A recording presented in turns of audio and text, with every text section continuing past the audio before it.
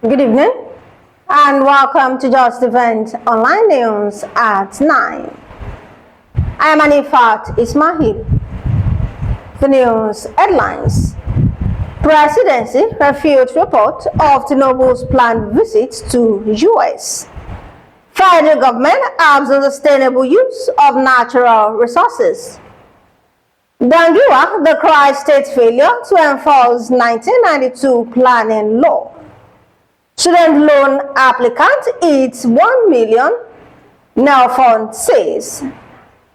SERAP sues Akpabio, Abbas over alleged 3 million bribe-for-bill. Federal government unveils action plan to boost crude oil production.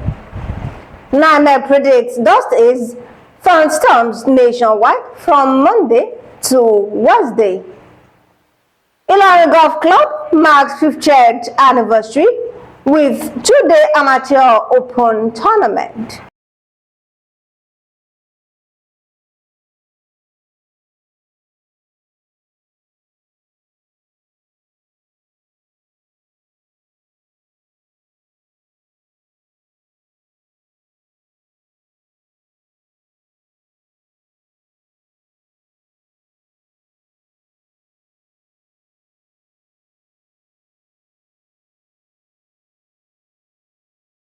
Now the news in details.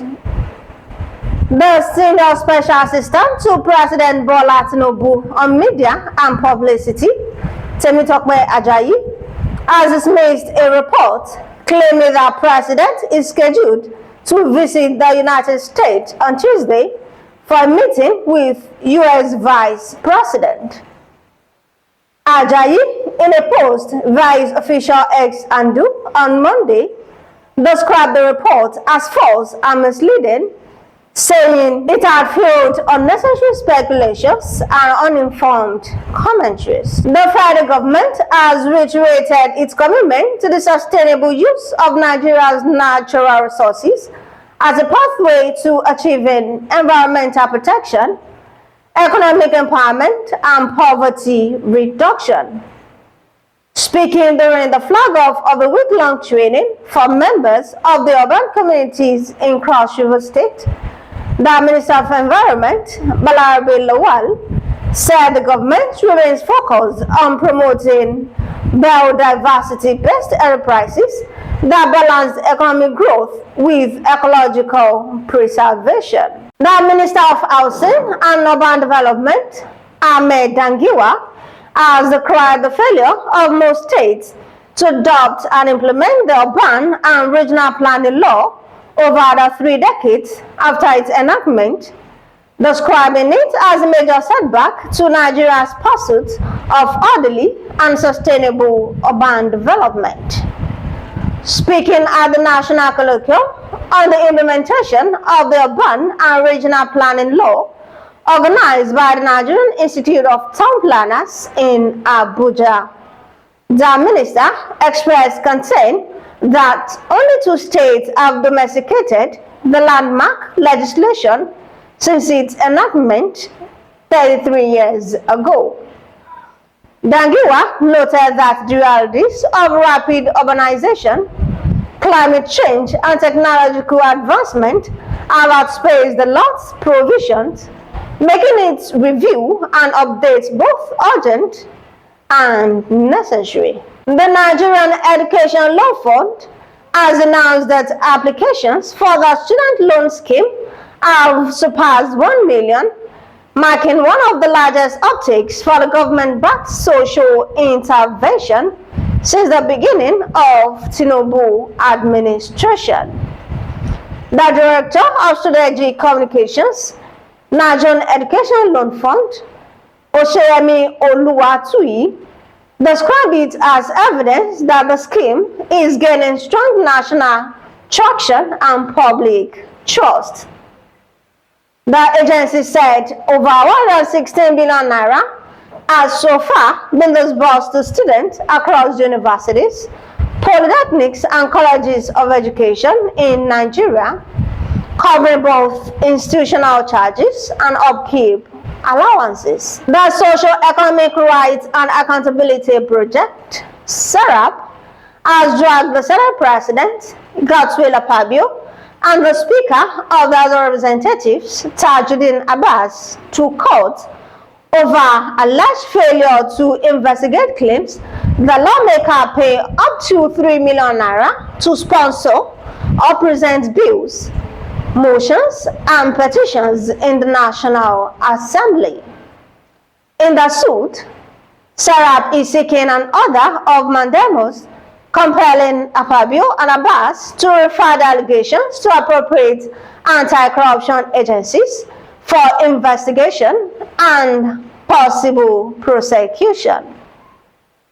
The organization said the alleged quid pro quo arrangements for lawmaking are seriously undermined Nigeria's democratic rights and mock the legislative powers granted under Section 4 of the 1999 Constitution. The federal government has unveiled an ambitious action plan to boost crude oil production to 3 million barrels per day and expand gas outputs to 12 billion cubic feet daily by 2030. This followed far-reaching resolutions adopted at the Energy Week 2025 in Abuja. The conference, held at Bola Ahmed Tinubu International Conference Center, brought together over 6,000 energy professionals, 250 exhibiting companies, and over 125 expert speakers from across the globe. It also provided a platform for government officials, industrial executives, and investors to forge partnerships aimed at strengthening local capacity and driving the country's energy independence. The Nigerian Meteorological Agency, NiMet, has forecast dust haze and thunderstorms across various parts of the country from Monday to Wednesday, warning citizens to stay alert and take safety precautions. NiMet weather outlook released on Sunday in Abuja predicted slight dust haze over Katsina, Kano, Jigawa, Yobe, Borno, and parts of Kaduna State on Monday, with sunny conditions expected in other northern areas. The last on the news is sport.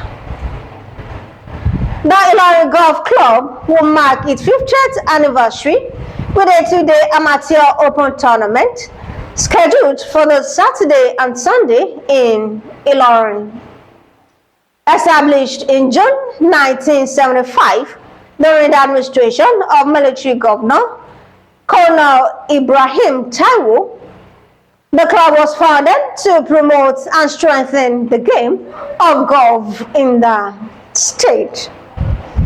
Speaking during a media briefing on Monday, the chairman of the main organizing committee, Alhaji Farouk Ismail, said activities will begin on Saturday with the arrival of golfers, practice rounds, and a welcome cocktail, while the main tournament, featuring both amateur and professional golfers, will be held on Sunday.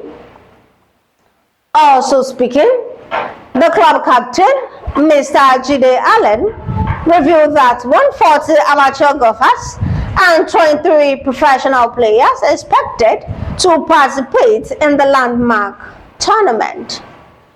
He said the professional category will feature 6 resident golfers, 10 products of Ilorin Golf Club, and 7 invited players. He reaffirmed the club's commitment to sustaining growth and innovation beyond the 50th anniversary, adding that the Ilorin Golf Club remains one of the leading golf institutions in Nigeria.